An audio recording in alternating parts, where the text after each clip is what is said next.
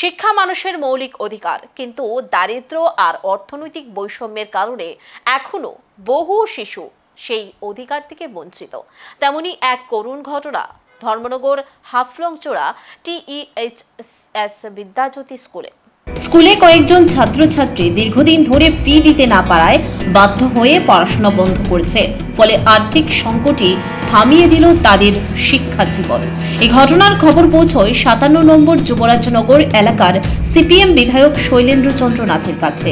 তিনি সরাসরি স্কুলে গিয়ে ছাত্রছাত্রী ও তাদের পরিবারের সঙ্গে কথা বলেন। পরে স্কুল ইন্সপেক্টর সীমন্ত পাল এবং বিদ্যালয়ের প্রধান শিক্ষকের সঙ্গে বৈঠক করে লিখিতভাবে জানান, আর্থিক দুরবস্থার কারণে ওইসব ছাত্রছাত্রীদের পক্ষে ফি দেওয়া সম্ভব নয়। তাই শিক্ষা দপ্তর ও স্কুল কর্তৃপক্ষের উচিত অবিলম্বে বিকল্প ব্যবস্থা করে দেওয়া, যাতে করে তারা আবারও পড়াশোনায় ফিরতে পারে। বিষয়টি নিয়ে বিধায়ক শৈলেন্দ্র চন্দ্র নাথ বলেন, গরিব হলে কি পড়াশোনার অধিকার থাকবে না? শুধু টাকার জন্য কোনো মেধাবী বা ইচ্ছুক ছাত্রছাত্রীর পড়াশোনা বন্ধ হওয়া একেবারেই কাম্য নয়। শিক্ষা সরকার স্বীকৃত মৌলিক অধিকার, তাই প্রত্যেক শিশুর শিক্ষা লাভের সুযোগ নিশ্চিত করা প্রশাসনের দায়িত্ব। এদিকে স্থানীয় বাসিন্দাদের অভিযোগ, সরকারি প্রকল্পে সবার জন্য শিক্ষার কথা বলা হলেও বাস্তবে বহু পরিবার এখনো অর্থাভাবে সন্তানদের স্কুলে পাঠাতে পারছে না। শিক্ষা মহলও উদ্বেগ প্রকাশ করে জানিয়েছে, কেবল স্কুল ফি না দিতে পারার কারণে যদি কোনো শিশু পড়াশোনা বন্ধ করে দেয়, তবে ক্ষতিগ্রস্ত হবে সমাজ ও দেশ উভয়ই। হাফলংচোরা বিদ্যাজ্যোতি স্কুলের এই ঘটনা ফের সামনে এনে দিল শিক্ষায় বৈষম্যের তীব্র চিত্র।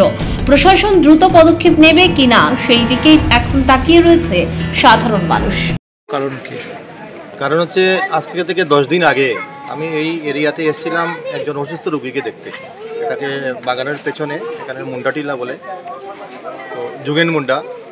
ওনাকে দেখার পর ওনার বাড়িতে দুটো বাচ্চা ছিল, ওদেরকে জিজ্ঞেস করলাম তোমরা কোন ক্লাসে পড়াশোনা করো? বলছে আঙ্কেল আমরা তো পড়াশোনা করি না, আমরা হাফলং TSTর যে বিদ্যাজ্যোতি স্কুল রয়েছে ওই স্কুলে পড়তাম, লেকিন স্কুলের ফি দিতে পারি না বলে আমাদের এবছর অ্যাডমিশন হয়নি। হেডমাস্টার মশাই আমাদেরকে বলেছেন পার্শ্ববর্তী স্কুলে যাতে আমরা ভর্তি হই। পার্শ্ববর্তী স্কুল বলতে এখানে রয়েছে শ্রীপুর এবং শ্রীভূমি। ওই স্কুল দুটি তোরা গিয়েছিল, ওখানে বলেছে আমাদের পর্যাপ্ত ক্লাস নেই, সেই জন্য আমরা তোমাদেরকে ভর্তি করব না, যার ফলে তারা পড়াশোনা বন্ধ করে বাড়িতে বসে রয়েছে। এই কথা শোনার পর আমার উদ্বেগ বাড়ল এবং আশেপাশে যারা ছিল তাদেরকে জিজ্ঞেস করলাম। তারা বললো যে শুধু এই দুটো বাচ্চাই না, আমাদের এরিয়াতে অনেক, হয়তো 50-60 জন, তারও বেশি হতে পারে বাচ্চারা পড়াশোনা বন্ধ করে বসে রয়েছে এই বিদ্যাজ্যোতি হওয়ার পর। তারপরেই আমি কি করলাম, এখানে যারা রয়েছে আমার পরিচিত তাদেরকে জিজ্ঞেস করলাম এখানে যে সমস্ত ছেলেমেয়েরা পড়াশোনা করে তাদেরকে লিস্ট একটা আমার দেওয়ার জন্য। তো সকালবেলা আমাকে 18 জনের একটা লিস্ট আমাকে পাঠিয়েছে। আরেকজন বলেছে আমি তো আমার ওয়াইফকে নিয়ে আমি শিলচরে চলে গেছি, আমি লিস্টটা আমি আসার পর দেবো। ওনার কাছে বোধহয় 30 থেকে 35টা ছেলে মেয়েদের রিপোর্ট রয়েছে।